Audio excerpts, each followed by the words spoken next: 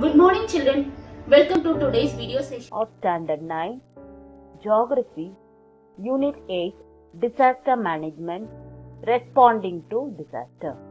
In today's session, we are going to know the phases of disaster management, understand how to respond to disasters such as tsunami, earthquake, riot and fire, to describe the measure to manage riot disaster. Shall we move on to the lesson? Unit 8, Disaster Management, Responding to Disasters. In this lesson, you will learn about how to respond to certain disasters to recover quickly. A disaster is a catastrophe that causes great damage or loss of life and property. Disaster response. The response phase focuses primarily on emergency relief, saving lives, providing first aid, restoring damaged system, that is communication and transportation, meeting the basic life requirements of those impacted by disaster, that is food, water and shelter, and providing mental health and spiritual support and care. Who are the first responders? No matter how large or small the disaster is, local communities are expected to provide immediate disaster response.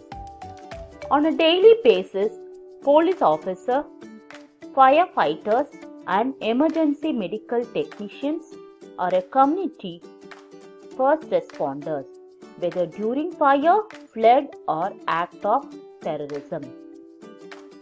Disaster management includes prevention, mitigation, preparedness, response and recovery. Disaster management involves all levels of government, non-governmental and community-based organizations plays a vital role in the process. Modern disaster management goes beyond post-disaster assistance. It now includes pre-disaster planning and preparedness activities, organizational planning, training, information, management, public relations and many other themes. Crisis management is important, but is only a part of the responsibility of a disaster manager. The traditional approach to disaster management has a number of phased sequence of action or a continuum. These can be represented as a disaster management cycle. We mainly focus on the way how the community should respond to disaster. Earthquake. An earthquake is a sudden vibration of the part of the earth caused by plate movements. It occurs along the plate boundaries. The place inside the earth where an earthquake originates is focus. The point on the earth's surface above the called a focus is called an epicenter. The damage caused by the earthquake is the highest near the epicenter. The earthquake is measured by an instrument called a seismograph. It is recorded in Richter scale. What to do during an earthquake? Minimize your movements to a few steps that reach a safe place nearby and stay indoors until the shaking has stopped and you are sure exiting is safe. If outdoors, drop to the ground. Take cover by getting under a study table or other pieces of furniture and hold on until the shaking stops. If there is no table or a desk near you, cover your face and head with your arms and couch in an inside corner of the building. Protect yourself by staying under the lintel, that is sunshade of an inner door, in the corner of a room, under a table or even under a bed. Stay away from glass windows, outside doors and walls and anything that could fall. Stay inside until the shaking stops and go outside if outdoors. Move away from building, trees, street lights and utility wires. If you are in open space, stay there until the shaking stops. The greatest danger exists directly outside the building, at exit and alongside exterior walls. Most earthquake-related casualties result due to collapsing walls, flying glass and falling objects. In a moving vehicle, stop as quickly as safety permits. Proceed cautiously once the earthquake has stopped. Avoid roads, bridges or ramps that might have been damaged by the earthquake. Mock drill of earthquake. It is important that we know what to do if an earthquake occurs. In case we are inside the class when it occurs, instruct loudly: earthquake position, drop, cover and hold on. Drop down on your knee, cover your head, neck and face. Go under a table to protect your head and neck. Tsunami. A tsunami can kill or injure people and damage or destroy buildings and infrastructure as waves come forth and recede. Recede means move back and front. A tsunami is a series of enormous ocean waves caused by earthquakes, underwater, landslides, volcanic eruption or asteroids. Tsunami can travel 700 to 800 km per hour with waves 10 to 30 meter high. It causes flooding and disrupts transportation, power communication and water supply. How to respond to tsunami? You should find out if your home, school and workplace or other frequently visited locations are in tsunami hazard areas along the seashore. Plan excavation routes from your home, school, workplace or any other place you could be where tsunami poses a risk. Use a weather radio. Stay tuned to television station to keep informed. Discuss tsunami with your family. Everyone should be aware of what to do when tsunami strikes. Discussing tsunami ahead of time will help reduce fear and save precious time in an emergency. Review flood safety and precautionary measure with your family. What to do after a tsunami?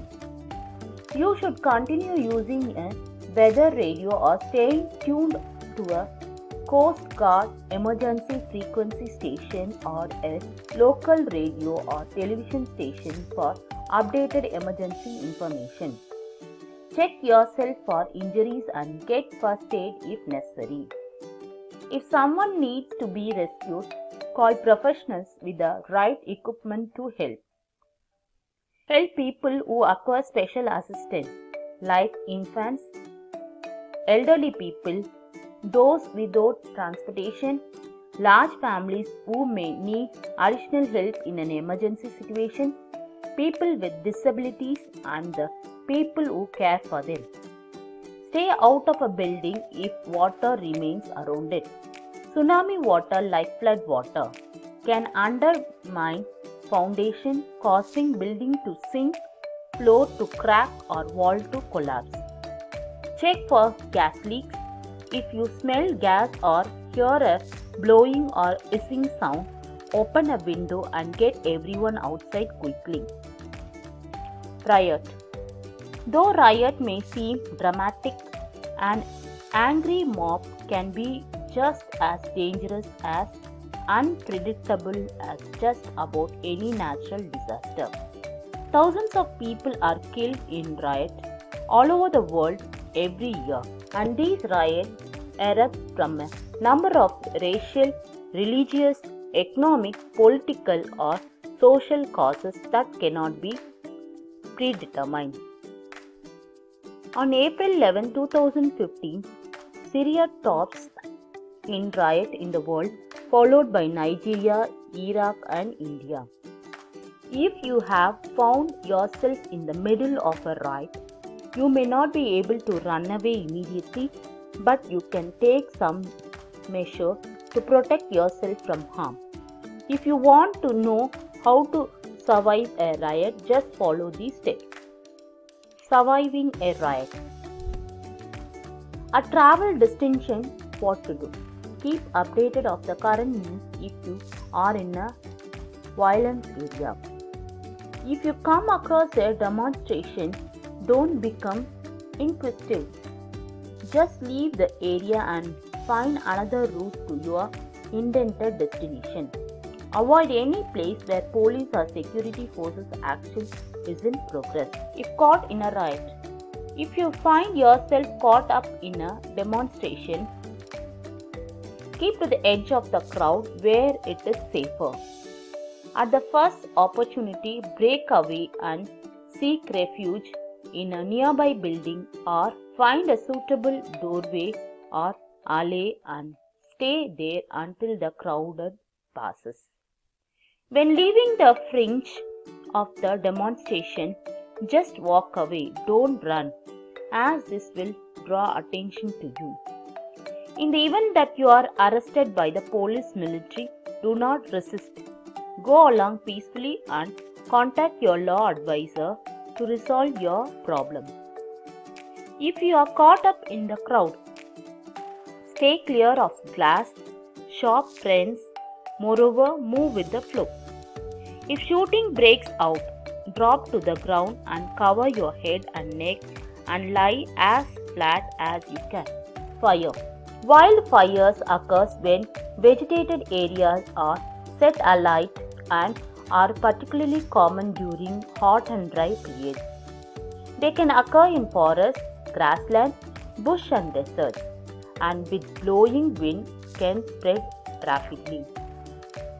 Fire can lead to the destruction of buildings, wooden bridges and poles, power, transmission and telecommunication lines, warehouse containing oil products and other fuel.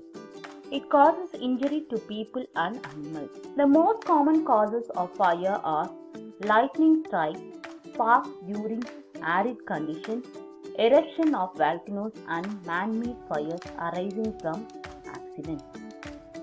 A side effect of wildfire which also threatens inhabited areas is smoke. Fire creates large quantities of smoke which can be spread far by wind and poses a respiratory hazard. On an average in India, every year about 25,000 persons die due to fire and related causes. Female accounts for about 66% of those killed in fire accidents. It is estimated that about 42 females and 21 males die every day in India due to fire. Fire safety do's and don'ts. Know your building excavation plan. Excavate calmly and quickly. Whenever a fire alarm or carbon monoxide alarm sounds, before opening a door, feel it with the back of your hand. If the door is hot, do not open it. If you encounter smoke during your excavation, stay low to the floor. Know the outside rally point for your building. Know the location of fire extinguisher, fire alarm, pull station and exit. What you should do during a fire? Stay calm, pull the nearest fire alarm or call 112. Give your name and location of the fire. Do not hang up until the police dispatcher tells you to do so. Leave the building immediately. Inform others as you pass them to leave the building immediately. Walk, don't run to the nearest exit.